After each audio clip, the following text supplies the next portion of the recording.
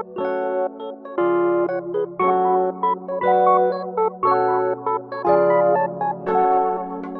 welcome to the Jennifer O'Brien Show. I am your host, Jennifer O'Brien. I am so excited. Today on the show, I have comedian Mike Lukas, all the way from Dallas, Texas. Mike, thanks for coming on today. How you doing? I'm doing great. Thanks for having me. It's funny to mention me from Dallas, Texas, because I grew up in Cleveland, Ohio. And so I'm living now in Dallas. And so it's weird to be from Dallas now. Although I've been here since 2014. So I kind of count this as my hometown now. Yeah. What a difference from Cleveland to Dallas. Pros and cons. What we got? Well, let's see. Cleveland, it's right by some water, so we're not landlocked. So I like that part of it. Although I got to be honest, I never really go on the Lake Erie because it's sort of scary. It's sort of like if you have to worry about like swimming into medical devices and other garbage, dead fish and such. But no, they've cleaned up part of it. But and then Dallas, I like Dallas because the comedy scene here is really hot. It's there's at least 11 comedy clubs here that you can work. And, you know, to me in one city, that's amazing. But that's DFW, that's the Dallas Fort Worth area. But yeah, so the two, and then the other big difference, of course, Jennifer, would be weather. Cleveland has just like relentless snow and cold weather, whereas down in Dallas, we just have once in a while there's a snow and once in a while there's a cold day. But for the most part, it's pretty nice. As you can tell, I'm dressed up in my winter garb here because it got below 60.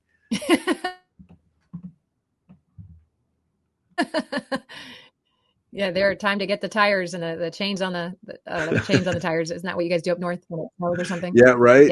Yeah. Just to get out of the snow, the deep snow, you have to have all sorts of people down here don't ever change their tires for weather. No, well, I'm from the South originally, from Florida, and then now I live in Georgia.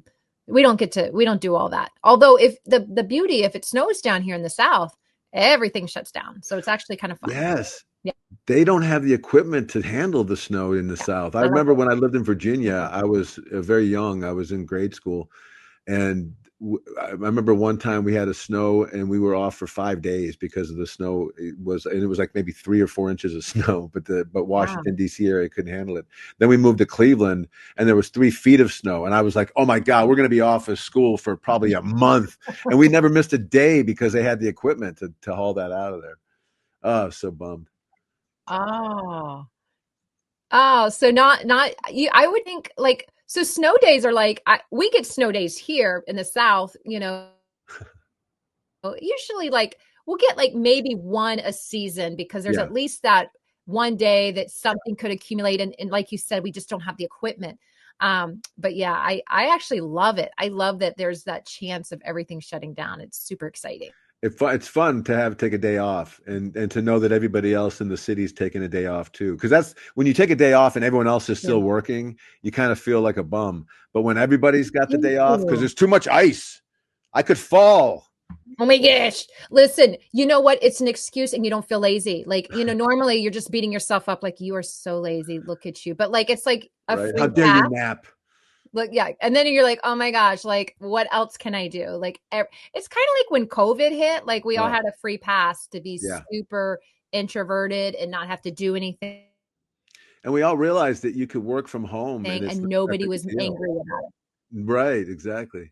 Yeah, there were pros. There were definitely pros coming out of that pandemic, no doubt. I mean, even this, like, right, we learn virtual space. Like you and I don't have to be in the same city to podcast or to connect. Right? Like I've never met you face to face. No, I love that you're from Atlanta and I'm from Dallas and we can talk and have a conversation. It's funny because my son is 12 years old. His name is Ian. And Ian has friends from all over the world. He is a computer geek like I am. And he loves programming. He loves gaming. He loves everything about computers. And his friends do. And his friends are from Asia. His friends are from Europe. His friends are from Eastern Europe. And so he's got all these different time zones he's dealing with. So he's like a flight deck controller who's like, I'm now talking to Asia right now, so I need to stay up till 5 a.m. so I can catch him just after midnight or whatever it is, whatever that time difference is. Wow, we've come a long way from pen pals, right? Remember back in the day, it would be like a pen pal. You'd like we'd write somebody in another like country, and you'd be like, "I have a pen pal," and When now did you they're last just hear from literally them? in real time connected. Right. Yeah. I last heard from my pen pal 3 months ago, and then now it's like I just talked to him this morning. Yeah, yeah. I think my pen pal's dead. It's been a while. Right. Either that or I blame the postal service. Yeah, yeah. So cool. So you have kids. Tell me about that. Yeah, it was one of the reasons why I took 10 years off from my Uh, career. I did comedy for 24 years, and then I have a young daughter and a young son. And when I first had them, I was traveling and away from home a lot. And I got tired of coming home and having, like to say, "Hey kids, it's me, it's dad." And my kids would be like, "Remind me?" Like, they forgot who I was. And so, Yeah. so I took 10 years off to help co-raise them and sort of stay at home. And I sort of focused on my writing. And that's when I wrote all my books. And I became a blog writer and also made a living doing sports betting articles. And so there's a lot of positive to the retirement. But then just in the last, I don't know, like year, my kids are teenagers now, and they're like, "Dad, you need to get out of the house. Your room smells." Go So away again. Yeah. yeah, your room smells like feet and Fritos. So I started getting back into comedy again at the Dallas Comedy Club. I'm teaching there now. I'm Okay. also performing there on Wednesday nights at their open mic and on Thursday nights as one of their house improvisers. I have a background also in stand up and in improvisation with Second City, so I'm using those skills again. So I'm busting the rust off, Jennifer, and it's Oh, really nice. a lot of fun. So, okay, so it's like I want to skip around, but like first tell us how you got started in comedy, and then I want to hear also what's it like. So, whichever one you want to answer first, go for it. Well, the way I started was kind of unique. I guess everyone's story is unique because it's happened to them. But I wasn't really sure that I was going to be a stand-up comic. But Mhm. what I did was I went to college for management information systems with a minor in computer programming. Like I said, I'm a computer geek like my son. Mhm. For 2 years, I worked at AT&T doing computer programs, making your lives better by quitting eventually in 1990, I think. And I ended up working at Oh, Disney wow. MGM Studios. That's where I sort of auditioned to get into that realm. They opened their park up in 1990, and I said I can be a comedian actor for them. My audition piece was it had to be a minute long. Mhm. So what I did was I fantasized that I was in a elevator for a minute, and it was the Terminal Tower in Cleveland. That's the highest building in Cleveland, and at the top of the Terminal Tower is a very fancy restaurant. So I said, well, what if there was a luxury elevator that drove people up to this fancy restaurant, and in the elevator was an entertainer, and that entertainer lasted a minute. And so I had a microphone in my back pocket, and I was the control panel engineer. So I played a very elderly gentleman who was very slow and was Yeah. getting their floor right. And then I took Yeah. the microphone out, I whipped around, and I was singing songs like "When We Get Behind Closed Doors, Everybody." And so but it only lasted a minute, and then Yeah. I thanked them and I said, "I'll see you on the way back down. Thanks for the." I called it the Luxurvator, and so that got me the gig, and I ended up working a 3-camera Um, shoot at Disney MGM Studios, where I was immediately in front of cameras and on microphones. So that got me less scared about being a stand-up. So at nighttime, I would go around Florida and I would be a stand-up comedy uh, guru who would take any gig that was any stage work that I could find. I would just get on stage and yeah. do work on my stand-up act. So it was good enough where I stopped doing the day job, and Mm. I just moved to Chicago, and I got in with Second City. I was doing stand-up. I got myself a television show. I was on A&E with it was Ooh. called The Straight Dope. We took a article that was written on a weekly basis in the Reader in Chicago, which is their freebie, and we turned that into a show where we asked really weird questions like, "Is quicksand really dangerous?" And "Why do people walk across hot coals?" And uh, "How do you close someone's eyes when they die?" And the answer is just do like that. But there's all these crazy questions that this weekly article asked, and so we personified it, and I co-wrote the show, and with Cecil Adams, which is the writer who did the original show, original article. So anyway, so that got me in the game, and then I moved to New York for a year. Didn't like it there because it was just too East Coast for me. And then I moved to LA, and in LA, that's when things started happening. I got some TV shows, and I got a radio show out there, and I also scored a gig in Vegas where I was working for the Second City for a year, doing shows for them at the Flamingo. Mm-hmm. So it's been a wild ride. I just had to stop all that while I had the children, and then now I'm back in the game again. So I'm out and busting the rust off the machine and getting laughs from this Dallas crowd. They're really great. These people are hilarious. So, wow. I mean, I know I kind of want to touch on some things you mentioned, but as you're landing kind of back in Dallas, where you're starting, you've left for 10 years, you're jumping back in the water. What was that? What's that like? I mean, did you ever completely get out of the pool, or did you kind of always keep a toe in, or how is that? Were you completely just all writing for 10 years? Yeah, it was all writing. I mean, if you talked about performing, if you're a parent, you know that having kids is a performance all the time, because you're having to entertain them in a way that keeps them occupied, educated, and somehow healthy. You got to keep them alive. That's what I learned about being a parent, is you got to keep the kids alive. If number one goal, that's a rough day. But the kids forced me to be a performer and to have fun. And so I never lost that part of it, but I didn't do any stand-up at all. So when I got back on the stage in last August, it was scary. I mean, I don't know how much time you've ever taken off, but you forget. It's like I liken it to, did you ever like go in a gym where there's a treadmill that's running really fast, and then you try to jump on it, and you're like, whoa, geez. That's how fast comedy was moving, and I didn't realize how fast I was in the game. And then when I stopped for a while, I tried to jump back on that treadmill, limbs akimbo. Yeah. Was that a humbling pie experience? Yeah. But isn't stand-up is a humble pie. Oh God, does it ever not completely just take you to a dark place after a show where you're just like, what? Right. And then you have to sit in that place until the next time you have a good show. What's that?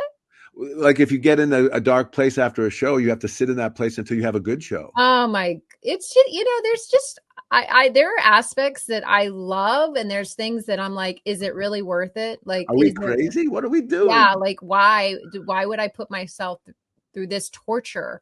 But then you have a good set, and then you get that laughter, and you have an idea that you had worked out, and then this crowd gets it, and then you just feel like you connect with these people, and you're like, oh yeah, that's why I do it.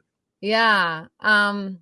It's not for the faint of heart. And depending on the season I'm in, I go in and out of a lot of things. I've never been like a consistent in the clubs kind of comedian. Like that was just never my story. I started out as a single mom, and I would get little opportunities, open doors to like go do this event or this show. And well, single mom's a full-time job. Yeah. And then I got married and then I hit that 40, and I was like, okay, maybe I'll get back into it. And then I started kind of doing more Christian comedy. I'm like, oh, you can do this in churches. But even that, there's pros and cons. And just because you're in a church doesn't mean you still don't go through the same, you still have yourself to deal with, and there's still stuff there. Yeah. And, to the point where I've kind of landed where it's like, I love comedy. I love, consuming it, and I also love producing it. But yeah, I have my seasons too. Right now I'm hanging with my podcast and just doing videos. Like that's kind of where the Lord has me. And I'm like, we'll see, because there's just, you got to go where you're led. And sometimes. And all those moments and those places are wonderful for comedy. And you get to, what I love about these podcasts and the blog sites is that you have a chance of a huge audience. When you're entertaining live, if you're lucky, you've got a couple hundred people that you're entertaining.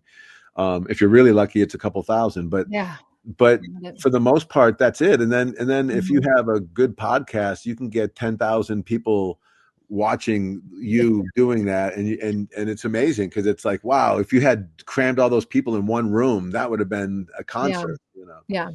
Well, I hate to burst your bubble, Mike, but I don't think we're going to get 10,000 listeners on this. I don't know. I don't know. I have you on now, so I don't tell all my normally have social media outlets, and we'll get at least 10,000. At least. Yeah, I always tell people my podcast has 12 listeners in 13 states. Yeah. One of them is just back and forth real quick. Yeah. You know, I can see the stats on my podcast, the way I do it through an app. And hey, I got some people in Germany listening. I'm like, hey, I like that. Welcome. It's kind of cool to see, like, internationally, I don't know if they throw that in there, just like 23andMe, to kind of make me feel like I've got some international audience or international, that's great that Germany likes comedy. You don't think of the German language as comedic, but that guy's crazy. Yeah. I don't know. I guess so. Somebody in Germany is listening. Maybe I love it. Well, welcome to the show, Germany. We love you. Yeah. I'm half Lithuanian and half Irish. And so, are you? Did you figure that out through your parents, or did you take one of those DNA tests? It was mostly through my parents. My dad is Lithuanian through and through. I know that. Mm-hmm. And his both sets of his parents are Lithuanian. So I know that I'm half Lithuanian, and my mom is Irish and a little bit Scottish, and that's what her heritage is. So it's you're just going on that. You're just like, that works for me. I don't need to know if anything else has been intermingled throughout the ages. I bet it would be nice to know if there was, because I've been like the old white guy for a long time. So it'd be cool if I had something in me that's made me different. Well, I will tell you, I did the 23andMe, knowing this is even when I kind of knew I shouldn't, but I did it, and I wish. Oh, why shouldn't you? I think that's if you can afford to have that testing done, I say go for it. I wouldn't recommend prostituting your DNA to just any lab out there. Oh, like, because you have to send it out on the internet.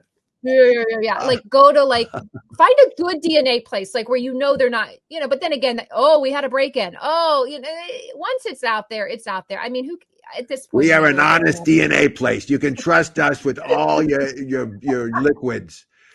Just put them in a jar and give it to Stanley. Stanley's in the front there. He'll take it. He's got gloves. Stanley, put your gloves on. Sorry, boss, I forgot. Yeah. Stanley. I am so there. Like, you had me in that place. I could see it. Yes. No, I love it. You got to be careful. But anyway, I'd be curious. I just have to say. What's your heritage? What'd you find out? I'm 0.3% Nigerian. Nice. So I do have to wonder, do they just start playing with you? Do they just start throwing stuff in there? You know what I mean? Like, there's questions. Sneeze when they were doing your test? Yeah, I'm like, really? But hey, I'm claiming it. I'm looking for dual citizenship. We'll see. So there's some funny things. You can get a DNA test for your dog. No, really? Just to see what kind of mutt they are? I guess. I thought it was so funny, and I wanted to do this joke, and I should just give it to somebody that would actually do it, because I want to do a whole joke where you're going to do a DNA test and so is your dog. And it turns out that, and my joke was going to be, I never told that my husband accidentally took the dog's DNA test. Turns out he is a son of a bitch, but I'm shamed. Get it? Because I'm technically it's not cussing. That's because great. That's what a female dog is. And I just thought it was so funny. I never did it. So if you want it, you can. You just pay me. Whatever. You didn't seem to laugh too hard. Don't even worry about it. We're just going to keep moving forward. But I thought it was the funniest joke, when I'm sure somebody's probably already said it. So who cares? I thought it was funny. Made me laugh. Chuckle. That's funny. Yeah. Well, and the curse word is acceptable because it's a pun on the mama dog. So you can even get away with that in your Christian audience. Yeah. See, well, you got to be careful. That'd be edgy, though. That'd be a little edgy. It's super. I couldn't say it. I could never say that in a church. I really couldn't even say it if they're looking at me as a Christian comedian, because people are going to find offense. But it's true. It is a term for a female dog. So just so you know, they'll always laugh more than you if you try material on a comedian, because the comedians, we're like this. We're like, Okay. Yeah. Good joke. Yeah. Yeah. Okay. Yeah. Oh, We're that's never. always fun. That's always fun when you're doing an open mic or you're doing a Oh, set for a bunch of comedians that are all in their head or they're critiquing you and you're like, "Oh yeah, that's good." well, Oh, you that's know what's funny is you hope they're critiquing you. What they're really doing is they're thinking about themselves. true. I'm just Like, thinking about me and what my I set's thought you gonna were be thinking like. about my set that I'm doing. They're like, And no, you're I'm going through my own right now. I have my own world happening, Mike. I don't have time for you, bud. It's so true. And they're just hoping by the time they make it on stage that everybody else isn't in their head and they can win people out of their heads. But Yeah. chances are, Well, and unless that's the they have challenge that of the thing open going. mic is you're trying to appeal to people who are in the business, and then you're trying to make the people like the 9 or 10 people who are not in the business laugh if you can get their, like you said, wake them up, get their attention. Yeah. Yeah, and they're usually there because a friend of theirs is doing a set and they, their The track. coworkers like, you guys got to come tonight. I'm doing 5. Fine. And What number are you? I'm number 29. Oh, oh, Jesus. Okay. yeah. The And they're more just people you bring, the later they're going to put you in the show. They're like, right. no, put him last. He brought the 5 people that aren't comedians. Yeah, because they don't want, if as soon as you're done, all those people are going to leave. Yeah, it's true. It's Right. true. They know they're trying to keep people in the seats They're so they smart. can fill the room. Yeah. So it was humbling pie getting back in. Now that you've been at it for what are you coming up on a year now? August will be a year. So what's September, October, Oh, November, okay. December, January, February, March. So it's been like just over a half a year. Okay, So so I'm still brand new. you still brand it's The treadmill's starting to slow down a little bit though. you know how I feel like I'm always starting over. I don't know if that's just me. Do you feel like that? Like no matter what I'm doing, it's like I'm always starting I over. think if you're not doing sets every night, Yeah. you risk having that feeling because you're not in the groove of it. Like when I was in the groove of it, I was doing 6, 7, 8 sets a week. Wow. And so you're just popping. You're just used to your material. It's coming out. There's muscle memory to it. So you're thinking about other things while your material's coming out of your mouth. Mm-hmm. And then you're planning on the next bit while you're talking about the previous bit. So that's high level stuff that you can get at when you're a headliner. But if you stop and you take a moment off, all those skills, you just take them for granted and they're just gone. And you're just like, oh, I forgot. I used to be able to do all those things. And now you're like, well, now I'm just going to say the joke and think about the joke I'm saying. It's hard. Old man. Right. And that's the other thing. I'm 59 now. When I stopped, I was 49 and I was old back then. And now I feel like I'm like Rip Van Winkle. I woke up and everybody got real sensitive about everything. I was like, whoa, you can't say anything anymore. Yeah. Yeah. And you're the old guy. I become the old guy. And I'm that way. I'm used to that because my kids are young. So they explained to me all the things about diversity and they explained to me how to get out of bullying. They have all the inner knowledge about all the things that are important today. This is a very sensitive generation and you can't get away with stuff that was okay. It's just a different, and I'm like some of the stuff though, still at open mics, I'm like, it's two extremes. Like one, I'm like, you should never say those things out loud in an audience. So there's that extreme. Yep. And then there's the extreme of like, you can't say anything kind of funny that's just maybe a little offensive because somebody's going to take that. And it's a weird place to be sometimes. Yeah. Well, and the thing about comedy is, as the English say, you're taking the pee out of people when you're making someone laugh. And that is a natural victim that you have to your comedy because you have to, the way I teach my students is you can punch up, you can punch sideways, or you can punch down. If you punch down, you're trying to get a laugh over somebody who's already down, somebody who's already a victim, somebody who's already in a place that they're not doing so well. And that's a weird laugh. That we don't like those kinds of laughs. When you punch down at something, you might get a laugh, but it's an uncomfortable laugh. And typically you'll get silence or a groan. Mm-hmm. If you punch sideways, that means that you're getting a laugh at people who are like you, people that are identical to you. So like, for instance, I'm a old white bald guy, so I can make old white bald guy jokes. Yeah. Right. But I can't make racial jokes. I can't make jokes about women. It doesn't work well for me because I can make jokes about my wife because I'm married, but I have to make jokes as a husband, not as a wife. Right. That's one of the things I teach with my classes and in my books is you have to really figure out what your comedy lens is, your brand, and you have to really stay true to that. And your comedy writing has to be informed by who you are as a person and what your brand is like. Your comedy lens is what I call it. And to me, that's real important. That's an important first step of every comic is to really be solid on that. Yeah. So that they can have a voice that's memorable, it's organic, it's original, and it's funnier. Yeah. And then tell me what punch up is, because I'm just curious. Oh, well, when you punch up is when you, yeah, that's true. I started a triplet and I didn't finish my triplet.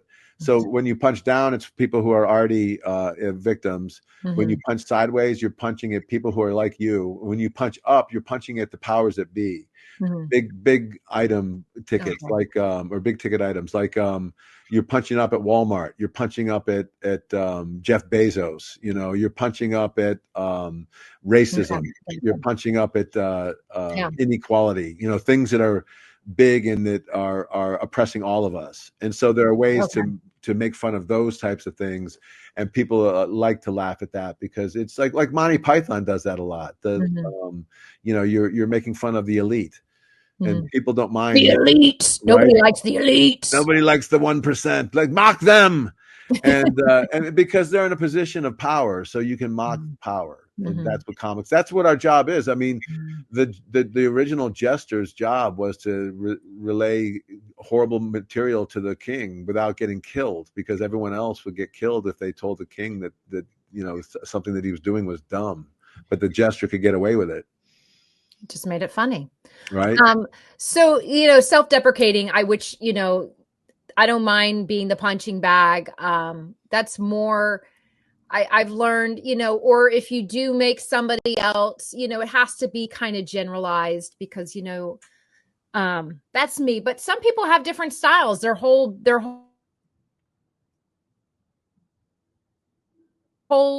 stick is punching in. It works for some people.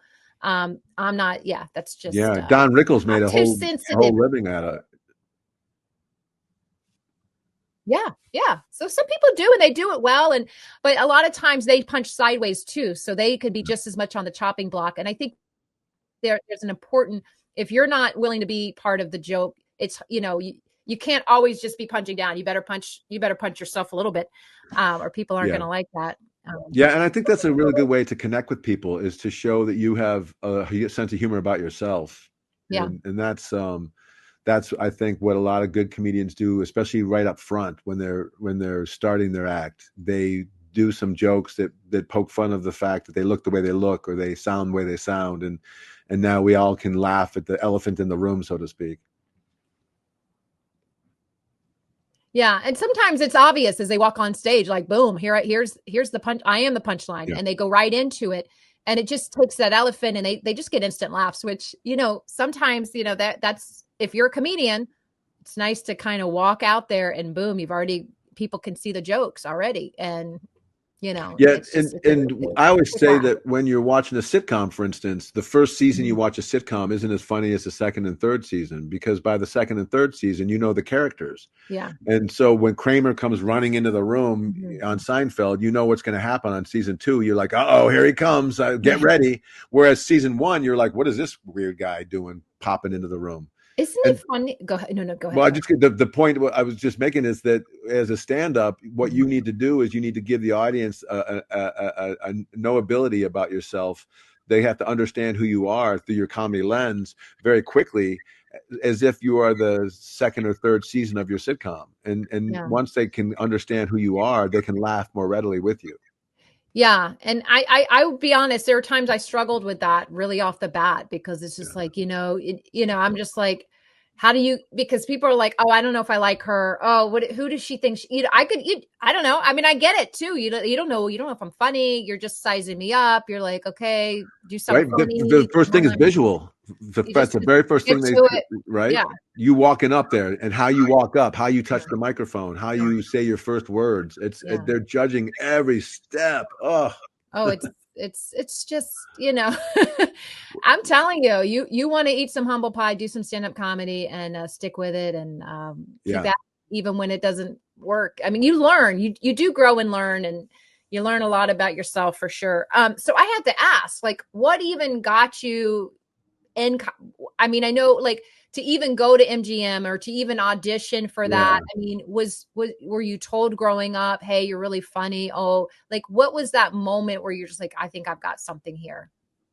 I think since I was a little kid, I like to make adults laugh. I Yeah. thought it was always a kick to make people who are older than me laugh. And so I was always rewarded by that. I had a dad who was pretty strict and got angry pretty quickly, and I had three sisters, and so I think in a lot of ways my humor was meant to diffuse my dad's anger in those moments where he would get pissed off at four kids. Imagine having four kids and you're Yeah. trying to Yeah. balance all that. Mm-hmm. You and your wife, and it's a complicated situation. So there would be a lot of moments of tension, and I would relieve that tension by saying the thing that no one else had the guts to say. And I think that's where I started out really enjoying making people laugh. And then it became more about I had a lot of social anxiety, and so in order to handle my social anxiety, I would make people laugh, and it would make me feel less tense and nervous around Oh strangers. yeah. Oh So yeah. it's a kind of a wall that I put up that helped me survive those social situations. And it turns out I'm really good at it. I'm really fast, and my mind connects worlds very quickly, which is the key to successful comedy. Yeah. So really, it was a survival skill Yeah, that you developed in childhood. Um, well, exactly. yeah, no, you know what it's no, and I get it. I check, it's a great way to let steam out. If I Yeah. feel, I'm a feeler, so I feel the tension. So let's get some jokes going. Let's get something going here. Woo! Right, you So, can feel it in the room. oh, yeah. And so either I'm going to go inward with this and go to a really dark place, or we're going to make light of it. So Yeah. glad you chose to. And isn't it funny how then you would take this survival skill, it sounds like, or this gift or whatever, and say, I'll make a career out of this? I mean, like, at what Yeah. point are you seeing that there's something here than just Well, diffusing a moment? when I first did stand up was in high school. I wrote a 5 minute act that I tried out on my mom, and she said, "Just you're too dirty." And so I was realizing, like, oh, I'm just getting cheap laughs. I got to Yeah. try something better. And it was too hard. It was like a lot of writing. Yeah. And so I I did high school theater. I was voted most likely, what was it? Class clown and most fun to be with. I was voted. Oh, And okay. so those sort of gave me an indicator that I was funny, and that and I just loved making people laugh. I just I had so many moments when I was growing up that I would make the nuns laugh. I could make anybody laugh, and I just loved it. And then when I tried stand up, when I worked at AT&T in Cincinnati as a computer programmer, I had some friends say, "Hey, you're funny. You should go up and try the open mic on Wednesday." So I did it, and I was so nervous. It was so Mhm. hard, and I did so well. And I thought, oh, they asked me to come back the week after. They said, "Come back. There's a contest. You can do Ooh. another set." So I thought you had to write a whole brand new set. I didn't know you were allowed to repeat your material. So I wrote a whole other. I was like, my friends are going to be back. I'm not going to do the same material in front of them. So I wrote a whole other 5 minutes, and it wasn't as good Yeah, as the yeah, first yeah, yeah, five yeah. minutes. And so it Yeah. discouraged me, and I didn't until I went to Disney MGM Studios and worked every day with a microphone in front of cameras, and I Mhm. got really used to the idea of a third eye being watchful of you, and you having to perform for people who you don't know, and to get into that zone. Until I did that every day repetitively, I didn't Mhm. have the guts or courage to do the stand up. But then once I did that, I took a workshop. This woman, Vicky Rousman, taught a workshop in Florida, and it was the kind of workshop I teach. Yeah. Uh, and it's basically, I'll walk you through your first 5 minute set, and Mhm. and help you to develop your material, and show you where you're off, and show you where you're on, and show Yeah. you how to find your own voice and all that stuff. And she really took a lot of us under her wing, and showed us how to do that.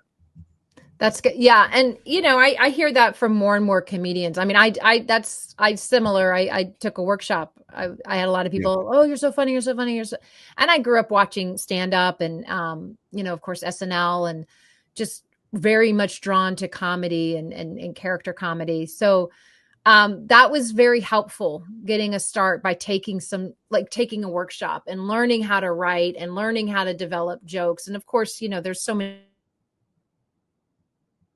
resources now for comedians starting out. So, but the confidence really entered, well, when you went down to Orlando, it sounds like, and it just really took off. So I would love to hear, because you mentioned improv in Second City, like, so you're starting now, you said you started in stand up, and then you went to Chicago and you joined Second City. Tell us a little bit about how that went. Well, I'd always grown up going to Second City shows. My uncle was as a Chicago guy, and so he would take us in as we were young in high school and show us these sketch shows, and it was always like so amazing to watch these improvisers basically just pull stuff out of magic and like do what seemed like scripted performances, but it was improv. And then in Second City, what I learned later about Second City is that Second City uses improv to form their sketches, and so they have written sketches that they use that we're watching, and that were those came out of improvisational beginnings. And so when I got to Chicago, I knew I wanted to take the classes at Second City, and then I also joined Improv Olympic, which is Del Close, who's he is and Sharna Halpern, and they are two big influences in the improv world in Chicago. And so I was like, okay, well, I'm going to do my stand up and I'm going to do this improv at the same time. And I was really good at both, and so I was having a lot of fun. And what I realized about improv is that you can't go for the joke. You have to be in the moment, and you have the yes and the character choices that are being made, and then you can heighten that. And as you heighten it, laughter comes, because there's a game that comes about it, where there's two worlds combining and you're playing that game over and over again. That's what the audience loves and gets, and they start laughing at. And then I learned that in stand-up, you can't just improvise. There's a scripted nature to stand-up, that if you don't do a repetitive script, you're not doing the art form.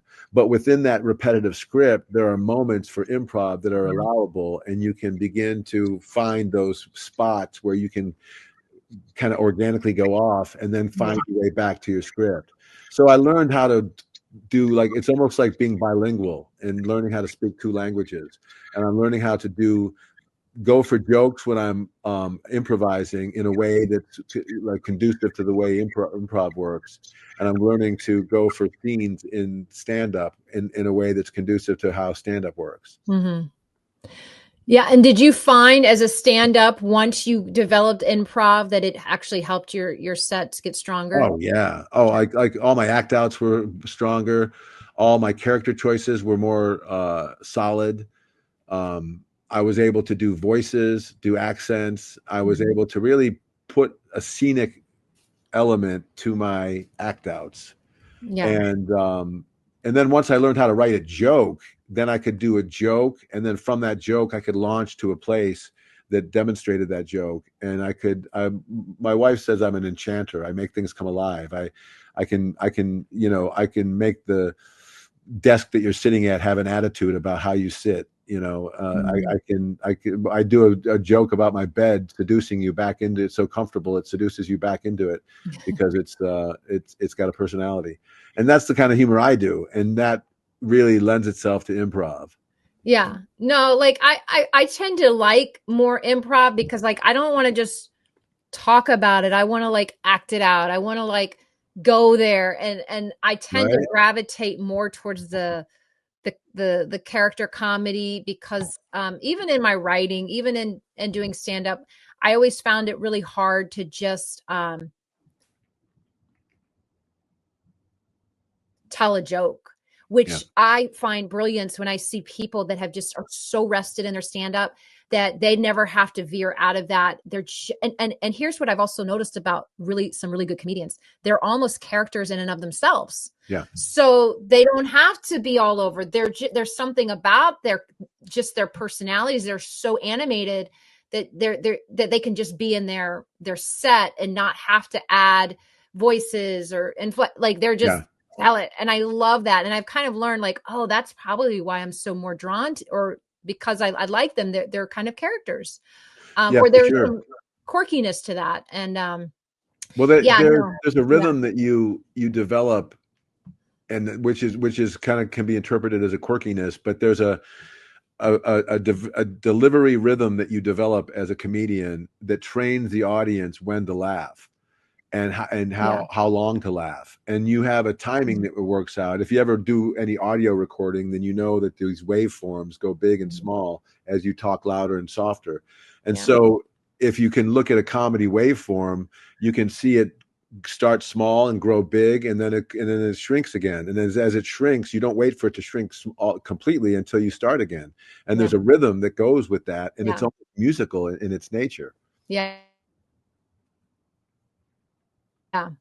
Yeah, and it is. So talk about that, because it's interesting. There is a formula to stand up. There is like, a formula that if you can learn it and you can learn that rhythm and you'll never let that dip too low, you'll just keep the audience, and the goal is to keep them, you know, to just going and going, I guess, and Yeah. eventually you land it, and it's wonderful. Well, the goal is transformation. You're hoping to heighten until it transforms into something different, something new, something weird, something that didn't start out as. And to me, Yeah, that's the goal of improv, and that's the goal of good stand up, where yeah, you come up with an idea, and that idea, through your interpretation of it, transforms into something bigger and cooler and weirder and funnier that we weren't expecting. yeah. No, I love that. And and you mentioned there's to stand up, there is this kind of scripted Yeah, element that I find that I've always been challenged with that, because I love him. I love new, I love off yeah, the cuff, I love in the moment, that I've always struggled with the script. But that's part of the reality. You yeah. gotta kind of, and the thing is, when you sit in that script, the more you develop that script and you think of something comes off the cuff, when you tell it again and again and again, you're like, oh, I never thought of saying this, and Right. there's such a formula to it. To me, it's like baking, you just you got that recipe and you just got to stick, as long as you stick with it. You can, And when you're baking, you can, if you're a really good baker, you can add little tweaks to your recipe that Mhm. do certain things to it, but only when you know what the recipe is. Until you know the rules, you can't really bend them. And that's a key to stand up, and a key to regurgitating a script over and over Mhm. again, because that's what we're doing. We're doing like what a Broadway actor does. A Broadway actor has to, 7, 8, 9 times a week, has to deliver a show as if it's the first time they've ever delivered Mhm. it, because some of those people have never seen the show before, and it's the Mhm. first time they're ever seeing it. So they want it to be a fresh new experience, not a tired experience that this actor's like, oh, this again. It's got to be like, oh my gosh, check out this idea I have. And the best stand-ups can do that over and over again, and they can find new life through acting uh, in their script. But they can also, in a lot of cases, like you just said, which is, I think, really insightful, which is, as I'm developing my material, there are moments I can riff and add different punchlines to what was a scripted bit. Now it's Yeah. an improvised punchline, and I can add that. And now I can go back when I do the script. I can add that new punchline in there, and it becomes part of the script. And that's cool. That's fun. That's why you record your sets, right? That's why you always record your sets, so that when you Mhm. listen to it again, you go, "Oh, I never did that tag before. That works. I'm going to use that again." Yeah. Yeah, it's such a formula, and it's really exciting when you see something develop, and then yeah, or then you go watch back, you're like, dang it, I forgot that part, and because Yeah. it is a formula, nobody knows, but oh man, I missed it, and oh, I said it too soon, or this, that, or the other. Thanks so much for listening to the Jennifer O'Brien Show. I'd like to take just a few moments to let you know about one of our sponsors. This tiny little patch called the X39 by LifeWave. I'm wearing one if you can see it. It's just a patch the size of a quarter. You wear it on your body for 12 hours a day, take it off, throw it away, put a fresh one on the next day. It runs you about $3.30 a day. It's cheaper than Starbucks. and it helps to regenerate your own body stem cells. For the last 2 years, it's been supporting me and my family, and we've seen nothing short of miracles with ourselves and friends and family. So if that sounds like something you'd be interested in, we're going to put some information in the show notes. Also, I don't want to stop there. It not only helps people physically, but there is a financial opportunity, and we are building a team. So if that sounds like something you'd be interested in with this economy, hey, maybe another stream of income is something you're praying about, please consider joining our team, and we'll give you some more information about that as well. No matter what, thanks for supporting the Jennifer O'Brien Show. Let's get back to it. So I have to ask, like, is there, like, what's been the highlight of your comedy journey so far? Wow. The comedy journey, the first highlight was doing the Tonight Show. That was a big break for me, and it really solidified me as a headliner, and it proved that I could play with the big boys and the big girls. Mm-hmm. And so that was probably the biggest moment. But the second biggest moment, I'd say, in my comedy career was writing my book, Finding Your Funny Muscle. It was a real achievement because, like you said, there's a real formula to this stand-up comedy. There's a real methodology. And I didn't know how to, I mean, everyone knows, premise, setup, punchline. That's like the standard methodology, the formula that we all use. But I needed to have more to it and added more elements to that formula because it didn't describe how I did my comedy. Mm-hmm. And what I do in my books is once I teach you how to use your comedy lens, how to discover your comedy lens, I teach you how to use it in the humor blueprint. And the humor blueprint is a version of this premise, setup, punchline. Mm-hmm. And in it, it also allows you to spot your misdirection, because that's what we do as comedians. We misdirect. We set up a premise that tells the audience what topic we're talking about and what our attitude is about that topic. And then we set up a misdirection. We tell them we're about to go in a real normal way with this story, but we're not. What we do is we switch it around and we go somewhere different with it. And that's what I teach in my humor blueprint, is how to use the humor heightening devices to get those punchlines that surprise us but still satisfies that setup. So it's a real game that we're playing over and over again, and there's a methodology to it. And in the books, I teach the comedians how to do that sitting at their desk, so that when they go to the open mic, they have material that they can try, as opposed to just trying to riff on an idea. They have a premise set up and punchline with tags that they can try out and give a real honest take on that idea they had that was funny to them. Yeah, I love that. And then, yeah, you mentioned, so when you leave the comedy world, now you get into writing, and I know you've written a few books. I've actually written 7 now. Wow. So what was that transition to go from just writing as a stand-up to actually getting books printed and writing? It was hard because I didn't realize how hard it was to be a writer. I've written short stories. I've written my comedy act. I co-wrote the television show I did, The Straight Dope. I wrote journals, and so I thought that I was a good writer. And then what I came to realize is there's a difference between writing nonfiction and being a storyteller. Mm-hmm. And what a storyteller does is gives a vicarious journey, an emotional journey for the reader through a struggle, facing and then overcoming or not overcoming a struggle. Yeah. And there's a way to do that through your narration, your description, and your dialogue. And you have to learn all those elements of storytelling. And I didn't know how to do that. And so I had to stop. And what I did is I issued myself a challenge. I called it the 1,000,000-word challenge. And so I forced myself to write 1,000,000 words before I ever published anything. Oh my gosh. And so I did 2,000 words a day for almost 2 years, a year and 3/4. And I didn't miss a day. I couldn't. If I missed a day, I knew I would just go behind and it would last forever. So I did it. And through that, I became a great writer. I learned how I read a lot of books about writing while I was doing that. And I also practiced typing. I also practiced speed reading. And so this journey I had was almost like a college education. I did it self-imposed. And so that's really the transition I made from being a comic to being a writer, was aided by that 1,000,000-word challenge. I even wrote a blog about it at one of my websites, funnymuscle.com. Wow. Like, that's some intense, like, get it done. I love the discipline there.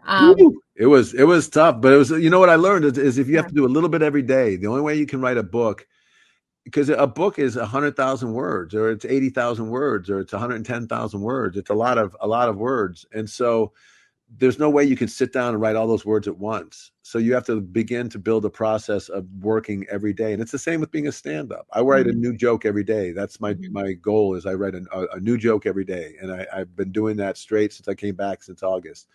And I haven't missed a day. And some of the jokes really suck, and some of the jokes are really funny. Some of the jokes are meh, and I work on them, and I make them better. And I think that that's the key to doing any of this type of work, is a little bit at a time. Wow. I applaud your discipline, because seriously, like, it is, because, you know, people don't realize, like, to be at the level you've been at and are still at, and teaching classes and writing books, like, it's not just like, I'll do it when I feel like it. Like, it really does take discipline, and it takes that consistency. And it's fun, as great as it is to be funny and make people laugh. Like, there is hard work that goes on behind the scenes for those that make it and succeed at it. It's not happenstance, like, oh, I just walked into this comedy thing and it just happened. Like, there's a work element. And I remember early on realizing it's not the funniest person who always makes it to the end with this. Sometimes it's just the person that, one, never gives up, and two, just sticks at it and gets better and better. Because I would see people that I'm like, this guy's not anywhere funny. Like, I don't even know why he's out here. But he was the one showing up, doing the work again and again and again. And honestly, I think if anything, it's the people that just don't give up on it, and they get better in time and learned, you know, because like you said, some of this is just a formula. If you can just learn it and learn to grow in it, you can have some success with it. Like, you don't necessarily have to be just funny naturally, although that does help. Like, it really does help. There are some people that I'm like, this is painful. This is super painful. But, you know, okay. But even they can learn to be funnier if they understand the methodology a little bit better. And that's the thing that a lot of these newer comics don't realize, is that there is a methodology to this joke writing. And if you understand it a little bit more clearly, then you have a game plan. And then you never have to be worried. I mean, we're always going to be nervous before we go on stage, because we don't know how it's going to go. But we don't have to be worried that we don't know how we're going to fail, because we have a plan that we're executing. The thing that you're talking about is when you watch an open micer who doesn't have a plan. They don't know what they're doing. And it's really uncomfortable, because we're watching somebody struggle, and not in a funny way. It's more like, I'm trying hard to do something and I'm not very good at it. Yeah. And kind of going back to what you mentioned about Second City, when you learn, like, as an improv comedian, if you're trying to be funny the whole time, you're not good at it. Like, it's when you can rest and, like, my moment's going to come when it comes. But if I just go and, like you said, yes, and a scene or whatever, there's going to be a moment. But I've noticed even some of my favorite improvers, they're so rested, and they will be more of the background, but they're the funniest people, because when they hit it, it hits and it lands, versus that, you know, if you're just trying to, okay, I can be funny here. And you know, I think everybody, when they first start improv, it's just like, oh, I want to be funny, but end up that doesn't work for improv. So there's a real connection that you have to build with your fellow actors on stage. And when you're really listening, and when somebody builds a moment and they say, you know, I'm drinking a cup of coffee, and a cup of coffee appears in their hand. There's nothing cooler than if a cup of coffee appears in your hand, and you yes and the fact that we're both having a cup of coffee together, and now all of a sudden there's a coffee machine and you're replacing the beans. Like, that's a fun way and then you can get a laugh because you spill beans while you're trying to make coffee, because everybody spilled beans when they make coffee. And now you can, while you're having a conversation, be sweeping up beans, and the audience goes, I get what he's doing. He spilled the beans. No, it's a wonderful thing. So, so, you know, we're kind of, as we're wrapping it up, I got your highlight, but now I have to ask, what's been your low? I mean, what was it? Is it? The low probably was Has when there been a low? yeah, the low was when I was on the road and I realized that I was away from my kids. I was going to miss their growing up. And what was this for? Like, why is this so important to me versus this temporary moment that was going to happen in my kid's life where for a decade it's their real developmental phase. I mean, they're always developing and they'll always need their dad, but during that first 10 years of like between the ages of like 2 or 3 and 13 and 14, it's such critical time for these kids. And if they have a dad that's there for them, it's important. And if they don't, it's a horrible upbringing. And I realized, oh my God, I am going to give them that horrible upbringing if I don't make a change. And so that really, it was a low point in my life because I had to give up my stand up and I had to stop believing in this dream that I had really taken on for almost 2.5 decades. And so that was tough, and there was a lot of drinking involved and drugs. And so, the pathway to being sober was a rough one. And so, but that's what you do when you're feeling down is you try to medicate yourself because you're trying to heal yourself. You're trying to find something that makes sense. And, for me, that didn't lead me to anywhere. And so eventually I got to the point where I was like, that's not helping me anymore. It helps you temporarily with, especially if you have social anxiety, medicating yourself sometimes helps you temporarily, but never in the long run. And it always comes back to hurt you. And so I faced the piper and whatever, I paid the piper and faced my demons and got past it. And so now, it's really interesting. I'm a sober guy trying to do the job I used to do after having a beer or two, and so I have to be a real fearless warrior and have faith that I am meant to be here and that this is a new pathway for finding my humor again. Because that's the key. Is man, I want to laugh with strangers again. Being a parent got to be real serious. It's a real serious job at times because you're afraid to death of your kids getting hurt or go, suffering on any level. And so and I never did it before. So I'm like, can I even be a dad? So that was a real scary moment. So I guess that would be the lowest was when I had to change course like that. But then it turned into what it is now. And my kids are really benefited from me being there. And so I have to say that it was a low that turned into a high.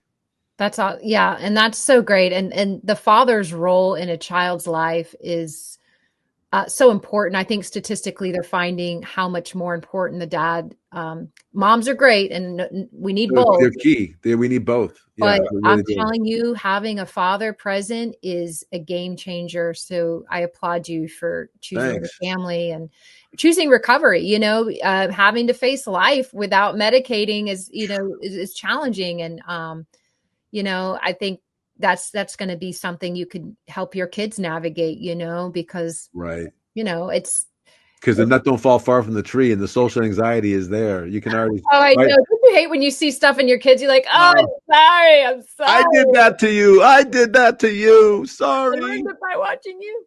No, and it's just generational, but whatever, just teach them how to laugh through it and you can get through it. And that's so cool. So so as we kind of wrapping it up here, I know you've got a couple websites. Where can people find your content and these books and everything? What are those sites that you've got? Well, the one site I have for the Funny Muscle books is called funnymuscle.com. Okay. And that's a site that has free blogs. It's got a free copy of my CD, that Fun Bunch of Guys that I used to sell after the shows. You can listen to all those tracks. It's got my electronic press kit, but it's mostly got the access to those 3 books, the 3-book series: Funny Muscle, Finding Your Funny Muscle, Fine-Tuning Your Funny Muscle, and Flexing Your Funny Muscle. Whoa. And then I just created a book called The Business of Comedy. This book is it's wonderful. It's 21 things every comedian should know about the business of stand-up comedy. And I'm giving this away for free. If you give me your email address, people, I will send you that book for free. Come on. It's sort of a lead magnet that I'm using to get to know people. Awesome. And the other website I have is where I keep all the other books I have written. And that's mike-lukas.com. If you'll notice, Lukas is spelled with a K, Lukas. That's the Lithuanian in me. So that's mike-lukas.com. And that's where you can get my book, Spin Kick, The Hiss of Death, which is a martial arts vigilante crime thriller that I just wrote. You can also get a twisted short story collection called Frog Belly Beans. Mm-hmm. And also a book on joy called The Joy Strategy, which is a cranky comics game plan to maximizing your daily joy. And so it's a fun take on cause and effect and how we can control our own joy in our daily life and how it's important to smile and laugh. We got to listen, either that or I'm going to be crying all day. So let's get to laughing. Like crying like a baby and then turns into laughing and then crying and laughing. Just a normal day for me. Right. Awesome. Well, great. Thanks, Mike, so much for coming on and just sharing your story. And hey, if you're in the Dallas area, go check Mike out. Yes. And go laugh. Go laugh. Come by and laugh. And we have who's in his head now trying to get to the net. Wait, hold on. I'm not. But yeah, you're going to get back on that treadmill. And I bet by next year, this time, you're going to be like, I'll be just woo, woo, woo. Yeah, and the scene here is great. So if you get a chance to come to DFW, please come down and Jennifer, perform and try to get some sets. We have 11 clubs here that everybody's loves. So awesome. There's a big comedy scene. Wonderful. Well, thanks for coming on, Mike. Appreciate your time, and we'll have to do this again.